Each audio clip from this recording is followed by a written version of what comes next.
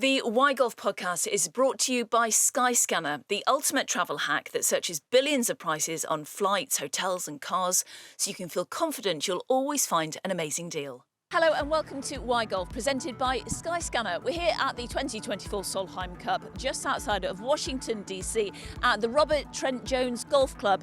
At the entrance, fans are arriving. They simply cannot wait for the next few days of action. We are going to be speaking to players, to captains, to vice-captains. We're going to get all the nuggets of information that you need. Okay, let's head in. I'm going to follow these guys.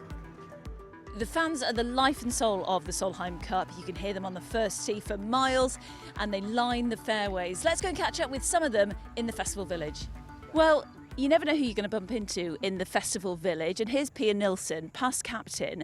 What is it like to be here at the 2024 Solheim Cup? I know. I went to the first one in 1990, and I'm here now again. But I just love it. I love the energy. I love the great golf. I love the meaning of competitions to strive for excellence. So it's just really, really fun. It's absolutely fabulous. And Lynn, tell us, you were saying you ask people all the time why they love golf. Yeah. I'm asking you why you love golf. Well, I love golf because of the nature and the relationships and the quest for excellence, personal excellence. But as I said, it's a question we ask everybody because we think people need to find out their spirit of the game. And if you don't know your spirit of the game or why you're playing golf, others will impose their spirit of the game upon you. You should play for this reason, or you should compete, or you should, whatever. But it's the core that keeps you coming back to golf. Yeah. That's so true. And those friendships, I mean, they last a lifetime, don't they, Pia? They really do. And the memories that these girls are going to make this week, how important are they in their careers? Oh, they're so incredibly important because playing as a team, you just get to know each other differently. And sometimes golf is so much about yourself and your own game, but then having these teammates and even the opposing team, there's so much friendship, and it becomes golf becomes something even grander because it's not only about yourself, it's about the team, it's about meaning of growing the game and women's game and all of that. So it's just it just keeps getting wider and wider why we love this game and why we love these kind of competitions. Absolutely, it has a ripple effect, doesn't it? And you've got some friends with you. Come in, girls, come in. What's your name? Onita Castillo. Good, you're looking gorgeous. And what's your name? Sonja Jackson. Hi, ladies. Now tell us, why do you love golf? I love golf for the People Prize. I'm a master LPGA teaching professionals. These are two of my sheroes.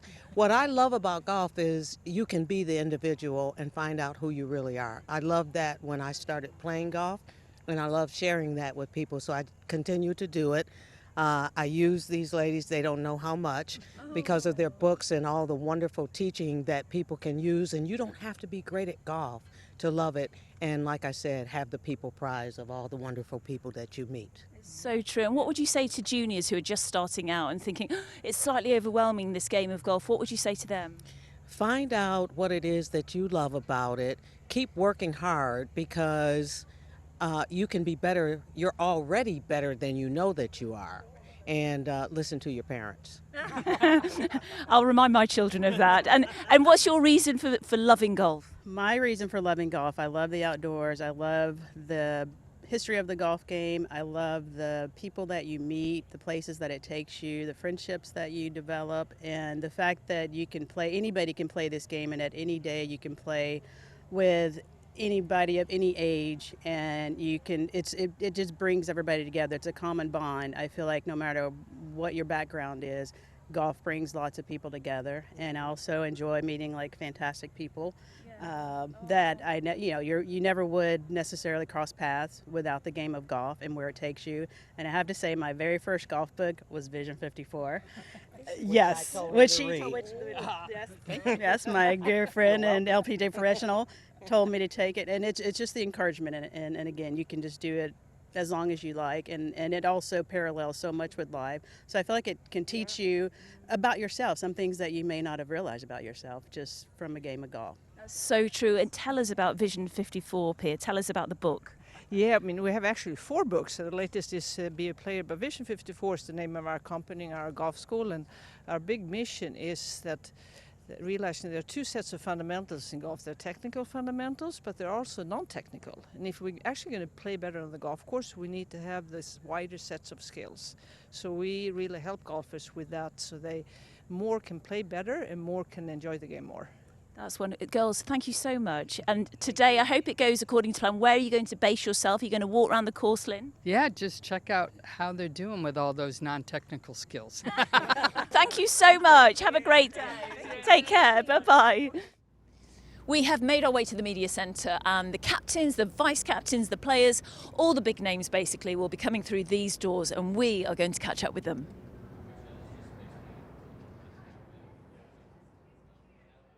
Hello all, and welcome to the Media Centre at the 2024 Solheim Cup, hosted at Robert Trent Jones Golf Club.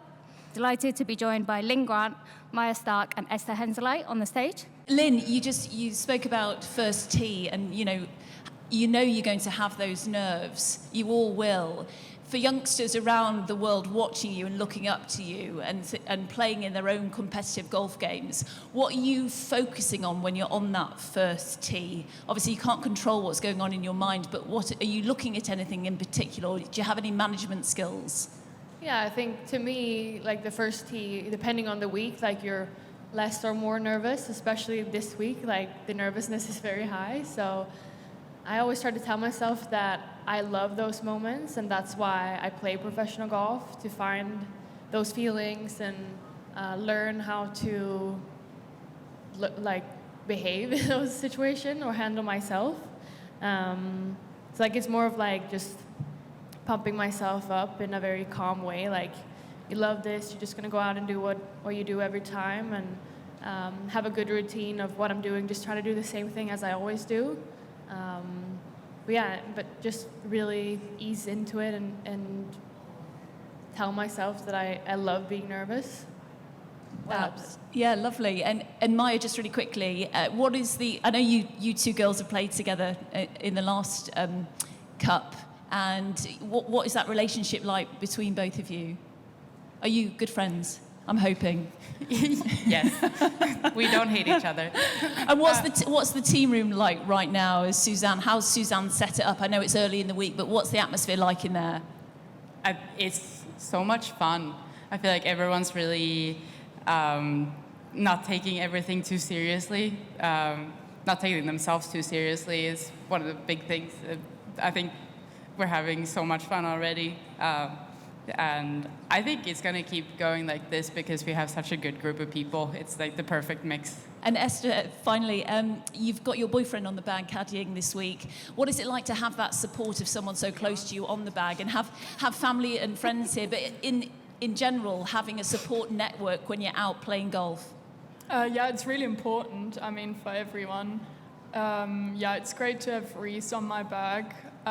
He just obviously knows me so well and knows what to say when I get a bit nervous or when I get a bit quick or down on myself. So yeah, he just knows me so well, so he knows what to say in which moment. And yeah, it's just great to have someone with you all the time who really has your back. Does he ever annoy you? No. Of course there are up and downs, but we're both pretty easygoing, so most of the time it's pretty good. All right, hello and welcome to the Media Center at the 2024 Solheim Cup. From left to right, I'm pleased to join Megan Kang, Nelly Korda, Alison Lee, and assistant captain Paula Kramer. On for Nelly, in Scotland at the AIG Women's Open, I spoke to so many fans, so many young fans who were saying your name and cheering you on, and you're such a role model to them. Does that inspire you, and does that spur you on to hopefully go and play even better golf? Yeah, I think that's the best part of this job, that, we get to inspire the next generation. They come out and they tell us that, we inspire them to pick up the game of golf. And to me, that's just such an amazing feeling to see them come out and support not just me, but everyone around. But yeah, it definitely motivates me to be a better person as well. Great. And just one more. Paula, great to see you. The amphitheatre that is the first tee, it's one of the greatest sporting moments there is, and the feeling of walking out there. What advice are you giving to the girls this week and how they can control those feelings? I mean, there's nothing like the first tee shot at Solheim, that's for sure. And, you know, we only have 2 rookies on our team, so a lot of the girls obviously know what that is like and what that feels like. And that first tee, I think they did just such an amazing job with that stadium effect. And, you know, everybody's nervous, that's for sure. No one's not going to be not nervous standing there. And if they aren't, then kudos to them, because I don't know how that's even possible. But the good thing is that everybody talks amongst each other too, and everybody knows, you know, certain situations. That's why you have a partner, you know, and you can rely on them as well. But take a hard practice swing, hit the fairway, and move on. Thank you. I'm delighted to be joined by our European Solheim Cup captain Suzanne Pettersson and vice captains Laura Davies, Mel Reid, and Carolina Martins. Okay, Di. Good old Di. Sorry, I felt like I was at school. I mean, it went straight up, didn't it? Suzanne, girls, at the end, you surprised the Ping Junior Solheim Cup team with some outfits the other night. How exciting was that, and what advice did you give to the young girls? No, it's like this is the first time I've actually gone to see them off-site, and I think it was quite a surprise. So it was kind of a super cool experience to get to meet these young girls. Some of them are fairly young as well. Like, I think the youngest on the European team is 14 and a half. So I mean, it was great meeting them. Try to give them some encouraging words. I don't know if it stuck or not, but I think it was obviously a very natural thing for us to do. They support us, we support them, and I think it's a great kind of. They are the future of this game, and I think the Solheim Cup is a result of that. I don't know how many past junior Solheim Cups players are on both teams this week, but it seems to get more and more. So it seems to be a great channel to kind of feed the youngsters through what is already a great system into kind of the major event. And you posted on your Instagram that the girls, they looked mint yesterday in your outfits. How important is golf fashion and how it's evolved over the years? Because, you know, if you look good, if you feel good, you play better and also far more comfortable. So has that been chat in the team room that the girls actually like their outfits this week? You know what? There's one thing I'm never going to become, and that's a clothing designer. But I've learned a lot over the last 3 years, and you have to make decisions, and you have to kind of have opinions. But I've been leaning on the expertise from Ping, who's been supplying us, who's been great to work with. I think it's more the colors more than kind of the style, and I think it's important to kind of feel presence at the golf course. Certain colors pop more than others, and yeah, so some colors represents different kind of energies. So, but it's being European, we kind of seem to stick with our blue and yellow for a lot of times. But it's nice to kind of mix and match a little bit. Looking very smart, I must say. Laura, quick one to you. You've been involved in the Solheim Cup since 1990. How much has it evolved and changed over the years? You just fueled them. They've been asking who the oldest is, and obviously it's me. But yeah, no, it's from Lake Nona in 1990 and then Dalmahoy in 92 and beyond. There's no comparison to what it is now, the infrastructure, the support the teams get now. It's a world-class sporting event. I personally think it's probably the best women's world event in sports. The drama of the last 4 or 5 cups has been incredible. And it's on the world stage now, and people want to watch it. People want to come. We've heard the numbers that are coming this week. And, you know, back in 1990, there was probably 30, 40 people watching us play. And you had some of the best golfers in LPGA history, Nancy Lopez, Pat Bradley, but it just didn't have this gravitas that it has now. But it had to start somewhere, and the foresight of the Solheim family, how they thought of it. I mean, it was, I suppose, an obvious fit with the Ryder Cup getting stronger and stronger. But they were the ones that stepped up, and they've created a monster, and it's great fun to be involved in it. The Why Golf podcast is brought to you by Skyscanner, the ultimate travel hack that searches billions of prices on flights, hotels and cars, so you can feel confident you'll always find an amazing deal. Here with Mel Reid at the Solheim Cup, one of the vice captains, one of Suzanne's vice captains. We've just seen you at the press conference, Mel. It's all going on, and we were just saying how exhausting this week can be if you don't manage your energy before actually the first tee shot is on Friday. I know, I feel guilty saying that because I'm not really doing anything, but you are. I'm doing my best. I'm bringing the banter, but yeah, it is. I think that it's people don't really see it, how draining it is for players. So we're very conscious of that, trying not to kind of put too much on the players as like a strict structure. But listen, we've got a gym in our team room this week. Suzanne's done a fantastic job bringing in Technogym. We've got ice baths, saunas. So Amazing. yeah, we've got all the stuff to recover properly, and that's kind of a priority so that the players are all fresh come Friday morning. Yeah, that atmosphere is so important, isn't it? You've been a vice captain before in 2019. What did you learn from that experience?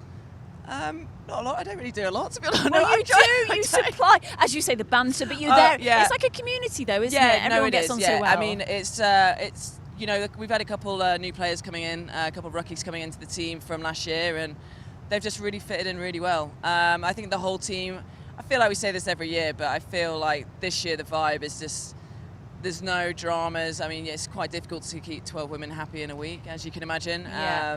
But yeah, the vibe so far has been amazing, very chill, very energetic, and everyone's up for it. From a personal point of view, you have got Kai, your little son. Your son's here. Yep. Is he here? Yep. How difficult is it to juggle everything as a mother and working as well? Because so many of us do it and it's not straightforward. No, I mean, it's you actually don't think you can do it until you do it. And you know, my wife Carly, she works full time as well, so we're very fortunate this week we get to use the LPGA daycare, so we get to stick them in there for a few hours a day. But it is tough, it's tiring, but you just you know, I think now being a mum, I have a whole new appreciation for parents, and yeah, I think that they're just incredible human beings, and so yeah, we're all doing our best. Are you sleeping? Yeah, he's a great sleeper, Good. thank goodness. But yeah, they're incredible human beings, and a whole new respect for parents. Yeah, how massively important is it to have the infrastructure, though, of being able to have childcare that the LPGA are providing? Amazing, and you know, the 3 to 4 ladies that are there every single week on the LPGA are.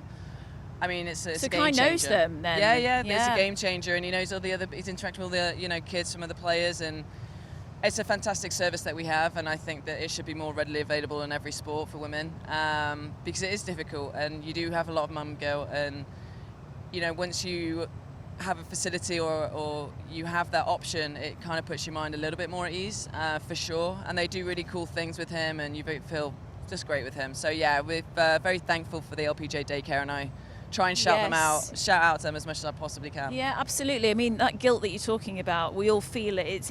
It's really uncomfortable. But how do you deal with that? What do you do to take care of yourself, or what's your sort of release? I surf a little bit. To be honest, I think that it's actually really funny. Me and Carly talk about this quite a lot. That actually, when you become a new parent, you actually don't make time for each other, and so we're very conscious that we do try and do that away from. You know, even if it's at night when we put him to bed, we actually sit at the dinner table and actually turn the TV off, have conversations, you know, just get a bit of us time. Just communication obviously is massive, and because your relationship does change, you know. But yeah, for me personally, I do like to go surfing. It's kind of my meditation, I guess. Yeah, that's probably the one thing that really kind of gets me away and kind of resets me, and working out, just honestly, just kind of getting something active, but not over strenuous, I guess. Well, just moving the body and being out amongst nature, sort of either on the golf course, but surfing is more relaxing probably for you right now. Well, sometimes. I mean, sometimes. Oh my gosh, not if you hit a big wave. No. But this group of girls being here this week, do you enjoy it? Do you like this week? I love it. Absolutely love it. I think, you know, I'm quite I actually said I chose the wrong sport because I'm a very much a team player, and so kind of playing golf my whole career and practicing on my own I've always found quite difficult. I've always felt it's kind of against the grain of my personality. So this week's I just thrive in. I absolutely love it. I've got, you know, my best mate helping me, Brianne. Brianne Laux played 2 Curtis Cups. Oh, she's played 2 Curtis Cups. Over here, looking very glamorous. She's literally 2 meters away from me at all times, by the way. So nice to have that support there. Yeah, I know. She's doing my head in today. She won't shut up. But she's a great wing woman normally. Yeah, she's fantastic. Yeah, she was closing the bar down with me last night. But yeah, it is. And I just love the week. I actually love trying to, because every single player is different. And what I love is I try and get them to kind of realise and understand, not that they don't know this, they're playing something bigger than themselves. Yeah. And I try and really tap into their personality and know what makes them feel comfortable, because that's the main thing this week, is getting the players to feel comfortable and very comfortable in the team room, comfortable on the golf course, comfortable around other players. And that's what I feel that my role has kind of become now. Yeah, and it's a really tricky thing to do, finding out all those personalities. Who is the loudest, who's the quietest? Carlotta's definitely up there, and Emily Pedersen. Emily Pedersen's definitely one of the loudest, more kind of entertaining one of the group. And then, we have a few kind of, I say quiet, but they're kind of not that quiet. We've definitely had much quieter players. Yeah, sort of dry sense of humour as well. Yeah, Leona's dry. Yeah, she loves a bit of dry humour. But yeah, Leona's quite quiet, but then she's also not. So yeah, we've got some of the quieter players, but they're loud in different ways. Yeah, I think what you're doing though is absolutely key, and that's why Suzanne's got you all as vice captains, to find out how players tick and make them feel like they belong, basically, as part of this team. 100%, yeah. I mean, it's key this week because it's really hard to beat the American side. They're usually always stronger on paper, especially out here in America. It's really hard, and the only way we're going to be able to do that is if we unite as one and become one team, have each other's back, stick up for each other, be there for one another, and that's the only way we're going to be such a strong team out here in America. Great stuff. Thank you, Mel. You've got to go. Your wing woman's waiting. I know, she's waiting. She's waiting. Thanks for your time. I Good luck this appreciate week. it. Thank you Great so stuff. much. Off you go. I'll take that. Great. Thanks, girls. Oh, you're fine. One of the most striking things about this Robert Trent Jones golf course is the clubhouse. It's super impressive, leading down to Lake Manassas. Let's go inside and see who we can find. So we've made our way into the clubhouse here at the Robert Trent Jones Golf Club, and I'm here with Sonja, the Director of Affiliate and Partnerships. Sonja, great to see you. Likewise. Now, this is the first venture from Skyscanner into a professional sporting event, and it's women's sport. It's the Solheim Cup. How are you feeling right now? A bit nervous. Overwhelmed? A bit chaotic, overwhelmed. We haven't slowed down. We landed last night. We haven't stopped since 4:30 this morning, I feel like. What are your team, because there's many of your team around here, what are you all doing? You're pulling together and you're carrying things around the site. What's happening? Yep, we are doing last minute things. Went to the shop this morning, went out and got coffee and donuts for everyone. We lugged boxes up to everyone's room, building out bags for hospitality, for our guests, for our influencers. I think we have 80 boxes of foam fingers that we were also organizing. They're super important. Yes. They are. Yes. Yeah, great Everyone stuff. loves a foam finger. Oh, they do, but it's so brilliant that Skyscanner are involved in women's sport. Why women's sport and why golf? First of all, I'm a huge fan and advocate of women's sport. I played sports growing up my entire life. I think it's something that's heavily underinvested into. Yeah. From a business perspective, we wanted to figure out what's a great opportunity for us to do our first huge global sponsorship or partnership, as we like to say. Yeah.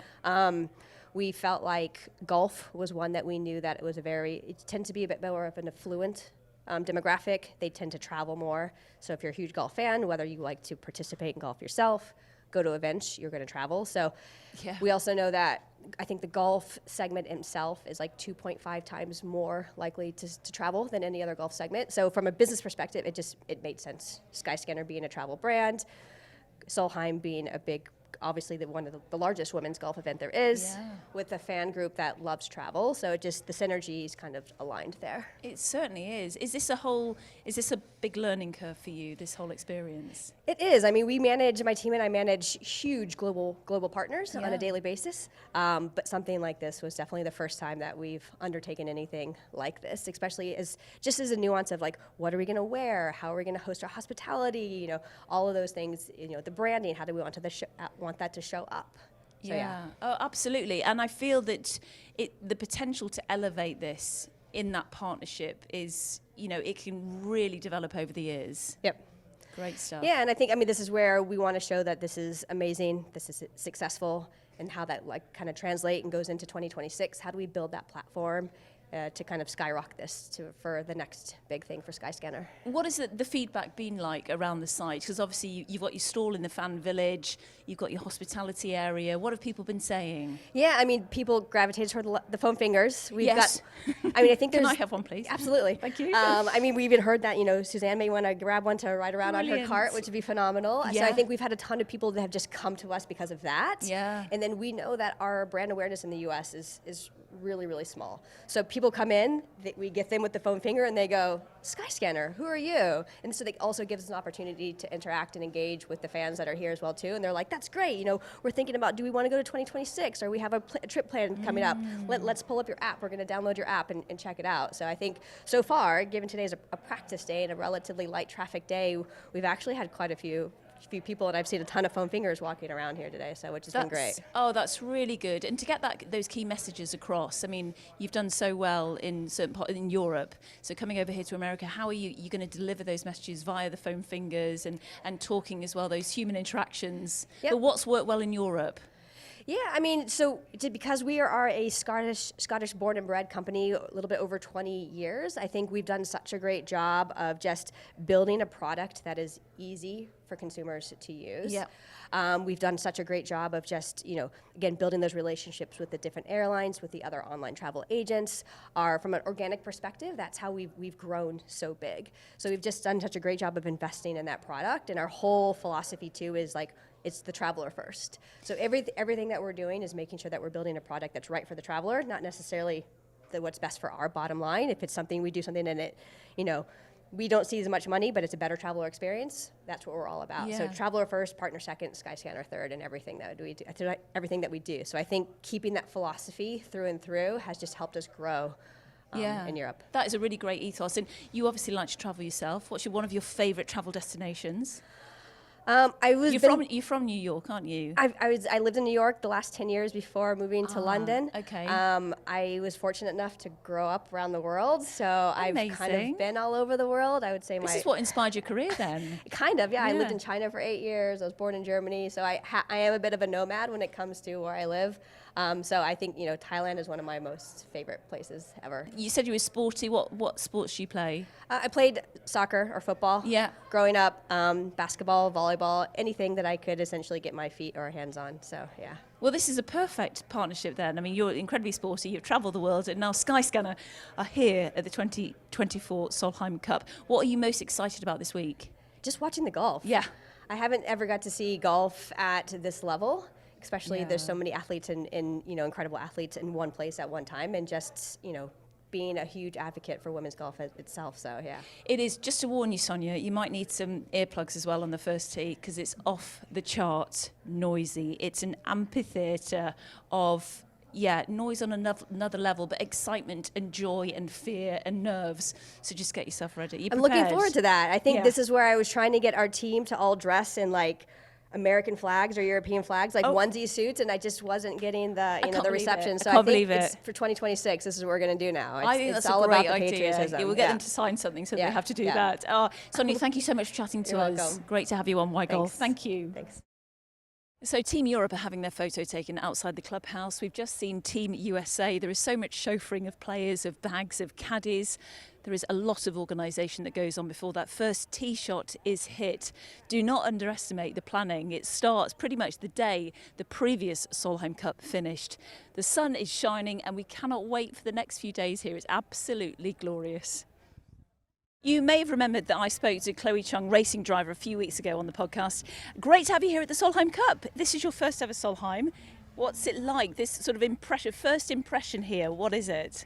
Yeah, I mean, it was definitely a surprise to be invited, but thanks to Skyscanner, we're out here in Virginia. The weather's beautiful, and coming to my first major golf tournament is definitely a big experience and a bit overwhelming in some points, but I think it's beautiful, and I can't wait to see them playing for real on Friday morning. You've got quite a good view in hospitality. It's not bad, is it? You've got a view of the first tee, which is like an amphitheatre, like a cauldron of excitement. In your sport, you've got, driving around the track in itself is an adrenaline rush, but the atmosphere here, you've heard about it, and now you're going to see it for the first time.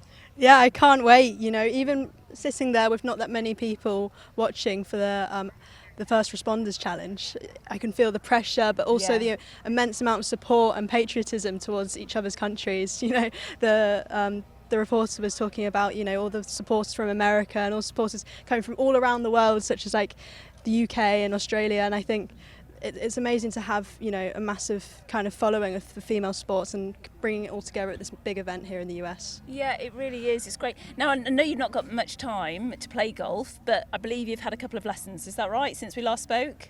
Yes, I thought, you know, it'd be wise to get a few lessons, and I surprised myself about how quickly I can improve. So good.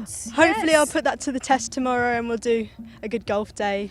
Yeah, you're playing golf tomorrow. I think it's just over the road, isn't it? Yes. So you're nervous about that? A little bit. I wouldn't say I'm amazing, and there's definitely times where I mess up, but I think it'll be a fun day and get some tips from some pro players. Listen, don't worry. You can basically pick up your ball if you're having a real shocker. My boss, who stood in front of me, he's really bad at golf, and he picks up his ball when he's putting for a 12. So it's fine. It's a team environment, which is what this whole thing is about. So enjoy tomorrow. Don't get to do some breathing techniques. Who have I just spoken to who does some breath? Leona Maguire said. Okay. Breath work on the first tee is super important. Do you do any breath work? Yeah, definitely before racing. Yeah. Like, I think, you know, learning how to breathe properly when you're in the race car and in those high pressure situations is super important. And feeling the atmosphere here at the Solheim Cup, you know, those golfers probably have it a lot worse, having people, you know, all around you, thousands of people, and focused on basically one person at a time. So can't imagine the pressure that they come under. But yeah, I think as racing drivers, we use a lot of breathing techniques, and yeah, it's very important to stay focused under that pressure. Oh my goodness, I can only imagine what you do. I mean, literally in awe. But being here, have you got any favourite players that you're going to be looking out for? Bumped into anybody on site? We've been chatting to a few of them in the media centre. So they've all been great for Yeah, so I believe all the players are staying at the same hotel as me. Oh, have you spotted them in the lift? I've spotted a couple, but I haven't really said hi because I feel like they're, you know, in their performance zone. I don't really want to bother them. But earlier this year, I had the great opportunity to be a part of a panel with Charlie Hull. So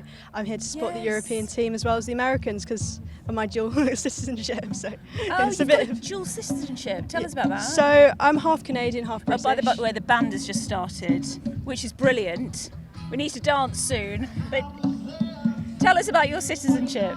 Yeah, so I have a Canadian passport, a British passport, and I'd say I'm very proud of both heritages that I have, and I can't... Amazing. No, it's absolutely fine. We'll be able to hear it, don't you worry. That's fantastic. But you're supporting Team Europe, supporting Charlie. What was it like being on a panel with her? Did you learn anything from her? Well, I think, you know, it takes a lot of commitment to be committed from a young age to professional sports. So I think a lot was learned from kind of her experiences, and it was great to meet a golfer and learn about the mindset of a golfer as well. Totally. I think we're going to, Chloe, you've been brilliant. We're going to go and look over the first tee. But enjoy this week. Thank you. Well, as the band starts up, that's where we'll leave part 1 of our special 2-episode edition of Why Golf from the Solheim Cup. Make sure you subscribe on your favourite podcast provider and YouTube, as part 2 is dropping this Thursday. We speak to European star Leona Maguire, golf influencers including Tisha All-In and Carolina Romero, and some of the members of the winning Junior Solheim Cup team, amongst many others. And do not forget to check us out on Instagram at This Is Why Golf. Goodbye for now.